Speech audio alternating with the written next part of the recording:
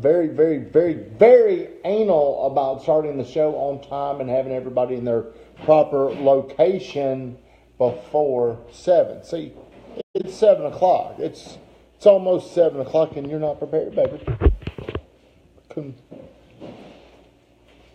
Is it going to work tonight? Can I sit here? No, right here. We're going to talk about Richard Neese, my man. How are you? Paul Wilson, how are you, friend? How are you? Thank you guys for getting on here on Thursday night. I do a show along with my tag team partner, Brittany Renee Brandon. We do a show called Straight from the Gut, where the point of the show is if I'm looking back on my life when I was 30 years old, when I was full of screw up after screw up after screw up, I'm reflecting back on that time and what could I have told myself to maybe skip some of those things along the way to advance my life. So you do learn from mistakes, unfortunately. I've learned from too many mistakes. Dale Jr., how are you doing, friend? Roy Frazier, hey, my insurance man is on here. The guy said that my video is better than your video. Well, Roy Frazier, did you say Brittany Renee's video was better than my video? I don't know. But it's in writing.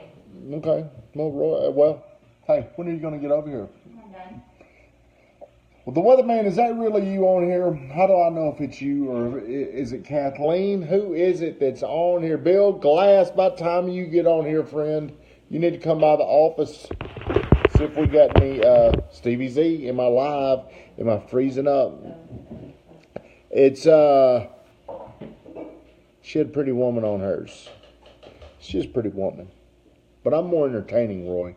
Always let her know I'm more entertaining than she is. So it's December 7th. Bill Wilson, how are you, my man? Jason Daniels, it was such a good treat to hang out with you. What are you doing, kid? Hey, are you trying to come over and take over my show? My best friend, Derek Godwin. I see all these people. Joy Petty. Cousin Charlie. David Stagg, how are you doing, friend? Everybody, I see a lot of people on here, a lot of my friends that have had a lot of success in their life, and any feedback that any way they would like to collaborate. I would love to hear your opinions. Hey, Leslie Denny. I know I'm probably being annoying. Welcome everybody on here. And if I've missed some of you, I apologize. Swifty, I see you're on here, or you shared, or Mickey, how are you doing, old buddy? All right, guys, it's the 2000 the Cousin Charlie. Who on here saw the Cousin Charlie take over? Me. I mean, I thought that was absolutely hilarious. We need to bring him on here tonight. I do want to talk about something that I want to do in 2018. Okay. Hey, look at this beautiful girl right here. Look at her. Can't really see me. Am I beautiful? Hey, we got the whole house. So, Trevor Skipper, you are to talk about this tonight. Trevor Skipper's a financial whiz. It's what he does for a living. It was hilarious. So, we're reflecting back, or I'm reflecting back on me when I was 30 years old. I was terrible at saving money. I mean, I was terrible at saving money all the way up until really, I'm going to be honest, I'm 44 years old. This year was really the year I got better at saving money. And I mean, it has nothing to do with how much money I made, because I can always find a way to spend. Now, I'm not going to include saving money whenever I buy a real estate deal, okay? That's not what I'm talking about. So that is one thing that I've done up before this year. So I don't want to sound like I just blow all my money. But the one thing I did not do, and I think if you listen to a lot of the financial experts, like I don't know if Richard Hodges is on here yet or not, but I'd love for his opinion. Paying yourself first. This is a very, very simple principle that I don't think a lot of people do. I think what they do is they get their money, they put it into their account, and they pay their bills, they live their life, and if there's any money left over, That's what they save. And there will never, ever, ever... Joy Petty, you're exactly right. You will... Derek Godwin makes so much money, he probably don't have to worry about saving money. He's rich. But most people will live their life without saving first. And I fell into that trap where I was not saving money. I didn't force myself. I didn't have a savings account. Brittany, Renee, you're 32 years old. Do you have a savings account? Yes, I've got two. You've got two savings accounts? Mm-hmm. Do you? Hey, man, everybody, I appreciate the shares. I didn't ask to do that. Amberly Pryor, I see you're on here. Can't do it without you and everything you do in the office. Adam Valentine, I see you just joined. But Brittany Renee's 32 years old, and I've said this several times, she is much further ahead of me than where I was at Melissa Kavaskit's. Hey, I sent you an Instagram message, Melissa, showing you my dirty clothes that I was about to put on. I don't know if you were... Did you really? I don't know where, if she got it or not. Melissa, I failed at cleaning his jeans this past Monday, so we're going to try redo this next Monday. So, at the gym. Enough of this inside stuff. So forever, I live my life not saving money. I hear people talk about savings accounts. And honestly, I'm like, what the hell? What do you need a savings account for? I never thought like that. And honestly, that is pathetic. It is pathetic to not have a savings account. So this year, what I did is, every check that comes in, whenever they come in, I would take a portion. I am self-employed, so I take 25% off the top, and I just put it into, now that's the gross income. I pay 25% of the gross income that comes into the company. I put it into a tax account.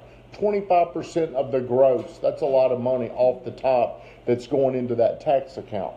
The next thing I've done this year is I've taken 10% of that gross and I have put it into a savings account. So now that's 35% of my gross income. I don't even see it. I appreciate it if you like the stream, share the stream, comment, ask anything. There's a lot of smart people on here. Jason Daniels, highly successful guy out of Memphis, is on here. Derek Godwin, hey, I think I'm back on. I don't know, but man, I'm gonna tell you what. If anybody, I would pay a lot of money if somebody could fix my Comcast problem. I hate Comcast. I hate big enterprises where there's no customer service whatsoever. Jason Daniels says, listen to Matt Monero. You're exactly right. You need more money is a concept that I love. That he like he said that day in class, he was saying right now you should be accumulating. But then I'd be paying for Comcast and we're not using it. I'll have to get off the, hey, I don't know if I'm still on here.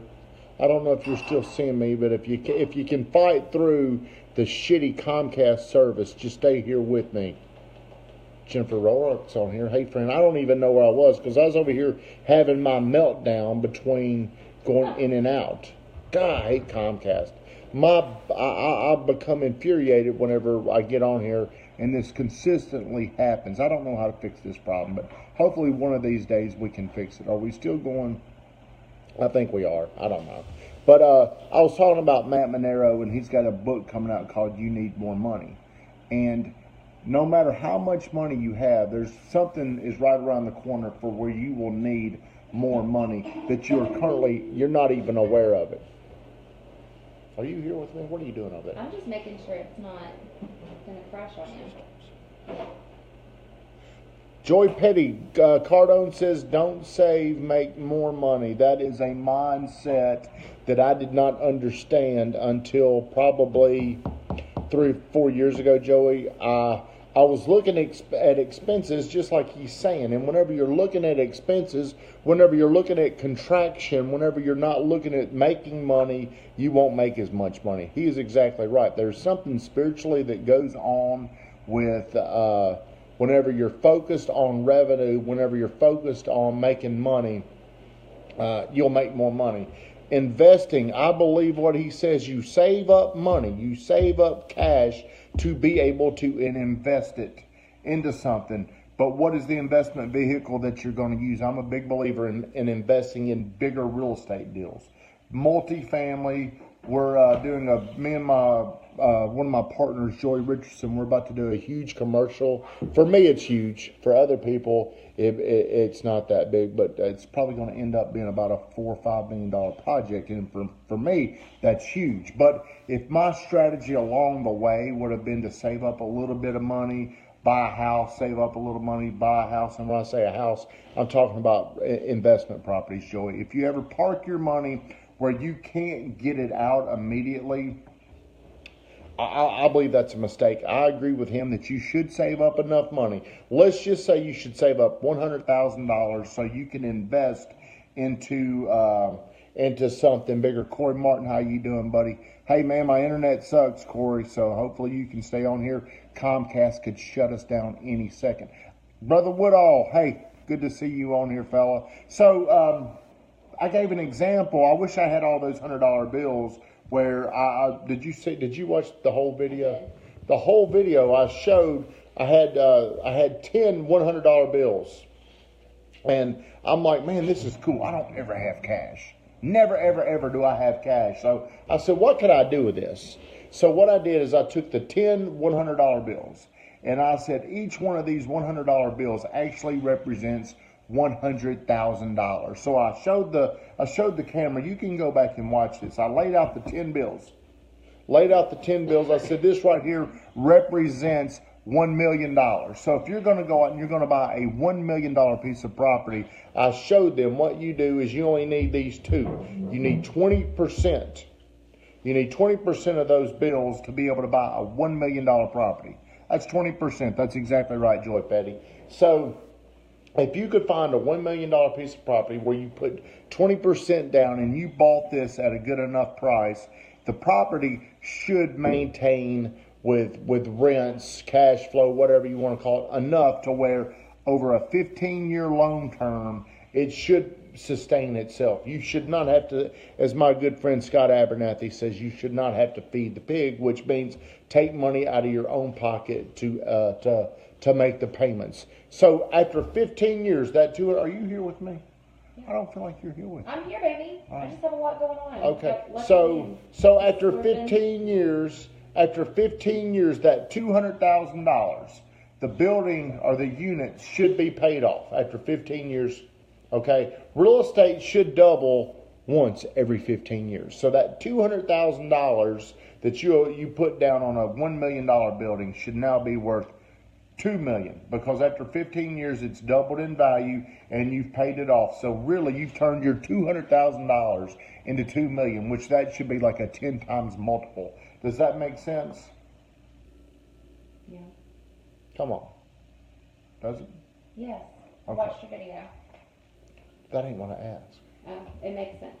So you can't, Joey, what I'm talking about is if you don't save up enough money to get into deals like that, you'll be forced to go out and buy a $150,000 to $175,000 rental property. And it's hard to save up that money. You know, things happen. So you got to put yourself in a position to where you can save money. Hey, the Big Kahuna's on here. Thank you for getting on here, buddy. Are you getting any heating and air calls with the season changing, Big Kahuna? I see people all the time ask, hey, who should I call for my heating and air? Big Kahuna, right here, Shane Ray. I told a girl there that on Facebook. So one of the biggest mistakes I have made is I'm not forcing myself to save money until this year. I saw Brother Woodall got on here. The only way I can save money is if I put it into an account before I can touch it. Now, here's what happens whenever you see the reason why I would not do this is I would start to think, well, what if I need that money? I don't want to put this money over here because what if I need it? So what you're doing is your mind becomes a lot more creative when it's stressed and you've got to think and figure things out. How many times have I heard you say we work better when we're under pressure? So let's just say you've got a week to do something. A week to get a project done. How often do you get the project done 4 days early? Very rarely. When do you get it done? The night before. Okay, so see that night before, The night before, you figure out the fastest way to do it. Whenever you move all your money away from where you are, your mind will figure out a way. If you put all your money into a savings account, okay, your mind will come up with a way to help you get through. Right. You've got to put your money somewhere to where you can't touch it, no matter what's going on that night, no matter what kind of party's going on that night. Does everybody follow me what I'm saying? You got to force yourself to put money somewhere to where you can't touch it. And don't even bring this up. Well, what if I need that money? Don't think like that. Just put the money somewhere, and then you'll figure out a way. Derek Godwin. Where's Mr. Nagy? Is he on here? Do you have any questions? No, but I'm guilty. I used to do that. Used to Do what? Well, I used to put money into my savings first, like you talked about, but then I'd dip into it because I needed it or I thought I needed it. Yep. And I'd feel more comfortable if it was more balanced or if I had, you know what I mean? Mm-hmm. So, yeah. Scott Nagy, hey Scott, I don't know how long you can be on here. My internet has crashed, so I'm losing people left and right. So hey, 2018's coming. What are your goals? Nicholas is in here with us. He's in studio with us. Have you set any goals for 2018? To get an Apple Watch. Damn, he's saving his money. He's saving his money. I got a new invention. It's called the Apple Watch bucket. I saw the Apple Watch bucket. Do you have a price on it yet? You need to figure out how much it is. People got it. Hey, you can't sell something unless you got a price on it. So what is the goal you've got for 2018, Brittany Renee? And everybody on here watching, I hope you're starting to come up with your goals or start planning for your goals. Because I'm going to tell you a goal, one of the goals I came up with today, just this morning I came up with. Tell me. Well, I was asking you first. Do you have okay, this morning, one of the highlight of my days a lot of times is I walk into the office. I don't know if everybody's still here. This Comcast has me rattled. The damn dog's over here crying, wanting some of Nicholas's you're too food. Serious. Calm down. It's Comcast. I know. But It's got me. How are you bouncing back? Comcast has got me tonight. On your show, you need to bounce back, baby. Okay. So this one of the highlights of my day is I walk in. I'm a morning person. By 8:30, I feel like I've been up for 4 hours almost. I've been to the gym. I've worked out. I've been around people at breakfast. So by the time I get to the office at 8:30, I am wide open. I'm full of energy. I love to come in there and just sit down with Kathleen and start talking about things. And if somebody walks up, I talk to them. I bring all these people around here and I just talk about whatever pops up. This morning, I was doing a Facebook Live, and we started doing that. And we had some questions. Did you see it this morning? Yeah. Did a Facebook Live. I told Kathleen, I want to do this every morning. I'm going to call this the morning grind with GTT. I want to do it as a radio show. At 8:30. At 8:30 every single morning. Every single morning, Monday through Friday. I put it on Instagram and asked, would you watch this? I know people are driving to work. Maybe by 8:30 they've already got there. I said yes. Well, would you really watch it? Well, 8:30 is bar class. Oh, so it'd be I tough. watch it later. It would be. You have bar class every day. Well, It's a good question, Nicholas. So, but here's my goal. That's something I want to do now. I don't know how I'm going to do it. right. I don't know how I'll make it work. But look at this. Well, I was going to show you that dog. Look at this. Say hi, Nucky. Look at him. You see his face? Yeah. That's what I deal with is this dog. Joy Petty, would you listen to it? I want every single morning from 8:30 to 9. It's going to be called the Morning Grind with GDT, and all I'm going to do is I'm going to have me and whoever else walks in there. It's going to be very unrehearsed. It's going to be very raw. It's going to be kind of like a call-in show every single morning. I don't know if people could call in, but Kathleen has already. I'm already getting notifications. Kathleen's got it set up. Good. She's got the What's the way for a lot of people She's got. they started to get that positivity and that motivation. Well, I want it to be positive, informative, Right. funny, goofy. I want to shed light. I want to make fun of me. I want to have fun. So one of the things I'm going to do in 2018, and I need everybody on here to help me do this, I want to start the morning grind with GTT. I like it. 8:30. Kid, when you're in school, tell your teacher, hold up. I got to watch this. Let me get my Chromebook out. Get your Chromebook out, watch it. So hey, maybe I need to attract all the kids in school. Get the Chromebooks out. Instead of morning announcements, it's going to be the grind with GTT. That's what it's going to be. Because so much of your day happens in the morning. It's like the determining factor for so many people. Oh yeah. However your morning starts, a lot of times how your day is going to end up, or how you're going to allow yourself to feel all day. Boy, that dog over there. Does anybody on here want a boxer? But now that I know where we're at with, why not? Well, you're here. You can't. You're part of it. Hey, Dad, saw you. Now that I know like where we're going with this goal thing, I've decided that obviously with the exchange, one of the things that has been the most successful is going live with showing new arrivals. Yep. Right? Mm-hmm. Done it twice, and it gets a huge response. People reaching out wanting to hold things, a lot of inquiries.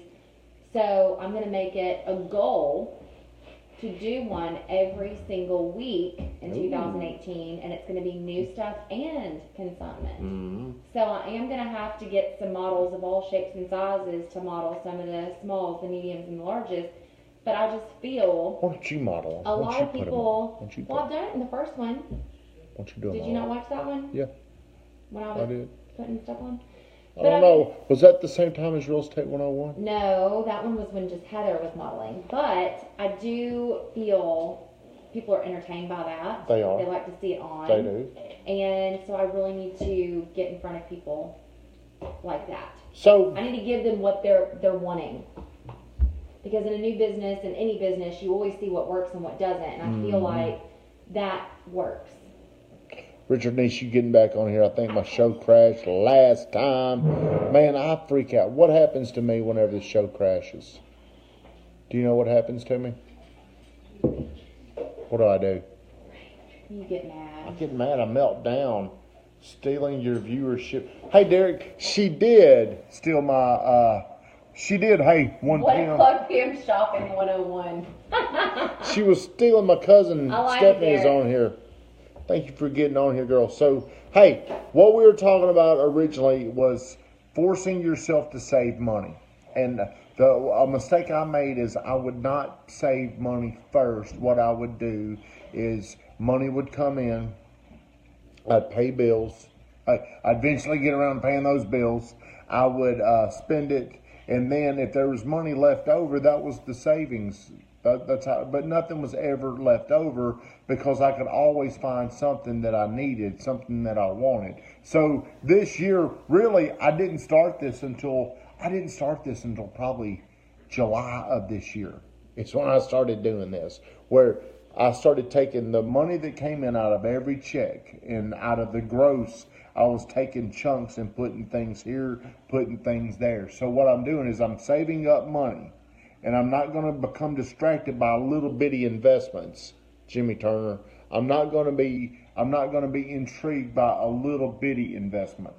I'm only looking for big deals. And here's what I think about real estate, okay? Now maybe I can start telling y'all something. Hopefully we'll stay on here. But this is my opinion of real estate. If you hold real estate long enough, there is no way you're going to lose money. The most important part of real estate is time. That is the most important thing because when you own real estate, you've got other people paying it down for you. People talk about the most important thing in real estate is where you buy. I think the most important thing about real estate is how long can you hold the real estate. So if you're creating cash flow on your real estate, and you can fade the ups and downs of the real estate cycles, and you can hold something, you should pay the stuff off in 15 years. If you can pay something off in 15 years, there's no way you're going to lose money. So look at it like this. I'm going to try to use this analogy, Brittany Renee. If we were if we were gambling, right? If we were playing blackjack, have you ever been to a casino? Yes. Have you ever seen how the blackjack tables have small tables where $2 antes or 50 or whatever? Then some of them, the rich people like Derek Godwin, they might be over there at the In a 50. private room. Yeah, they're over there at the private room. Well, what if I told you this? You can't lose. You can't lose if you play here for 2 hours. So the more money you've got, if I can guarantee you that you will not, if I guarantee you over 2 hours, if you can just stay here for 2 hours, you will make 5 times your money if you can just stay here. Okay. Yeah. So would you rather make 5 times your money? Would you rather invest in those little $2 tables, or would you rather invest in the $50 tables? So that's what happens whenever you play small. Like ScottNet residential equity rose almost 12% per year. Isn't in some situations real estate's a gamble too? I don't believe real estate is a gamble. I don't believe it is a gamble. Ever. No, not if you can hold it. If you can hold real estate, it is not a gamble. What if you make a bad decision, and I mean, like you even know location is everything. What if you make a dumb decision? I don't think that matters. I think the only thing that matters about real estate is if you can hold it for the amortization time period. You got to have cash. If you can cash flow, if your property cash flows, it does not matter, because that little thing I showed you. Hey, I showed all 1 million people the other day. 20% down. Right. The rest of the property should be That's paid. if you have somebody paying. But more than desires to be there. But more than likely in a multifamily, it's a no lose. You're not going to lose in multifamily or wherever you've got multiple units. So we're being specific to multifamily. What I'm looking at is bigger deals, like $1 million deal. Right. You're not going to really buy $1 million house and rent it out. So I'm looking at it like a bigger deal where I'm saving up money. Well, specify that then, because a lot of people on here don't have $1 million. No, you don't. You need 20%. Right. So what I'm telling everybody to do is save up money and don't jump into these longer term, smaller deals. Hold money, even if you've got some money where a little deal comes along, but you're going to have to leave it in there for 5 or 10 years. I believe you pass on those deals. I believe you save up to where you have $100,000. $100,000 should buy you about a $500,000 deal. See, the discipline takes you being able to save that money. It all goes back to it's like the blackjack analogy. You've got to save up enough money to get into a bigger blackjack game. If you're over there on those little bitty games where you can only win a little bit of money, you'll sit there. You could go to one of those bigger hands and double your money. You'll never catch up with those smaller. $1 million land and build. Well, the problem with land, Joey, is how expensive. I'm only looking for things that produce income. Land does not produce income. I'm not a farmer. I don't know how to monetize land. But land sits there. You got a payment on that land that's not helping you offset those expenses. You need to give that money to Barry Tidwell's judicial. Like me. I'm giving Barry. Barry Tidwell's my guy. I know you like Barry Tidwell. Will Webb, how are you doing, friend? So what I'm talking about, forcing yourself to save, is save up money to invest in real estate. But other people may have an expertise in other ways to make money. I just think Christmas tree farm. I believe. Realize we have one now right down the street. A Christmas tree farm? Yeah, Beatty Farms. They're growing Christmas trees now, but they're not fully grown for this year. They'll probably be ready next year. I did not know that. Yep. How about that? So here's my belief. I believe if you save money, you invest it. Don't invest in small ball. Don't go out and now if you're younger, if you're a lot younger than me, maybe you can do it. But let's just say you're 35 years old. Or here's what I would tell you to do. I would save up money. Hey, Cortland Coleman, Dr. Talega, how are you doing, girl? Hey, baby, you got to start somewhere. You even started somewhere. Yeah, but here's what I tell you. To start somewhere would be saving up the cash. Save up Before cash. making a move. I would. That's a mistake I've made. That may be controversial. Some people want to start investing their money as soon as they get it. Like Grant says. Grant Cardone doesn't say that. Yes, he says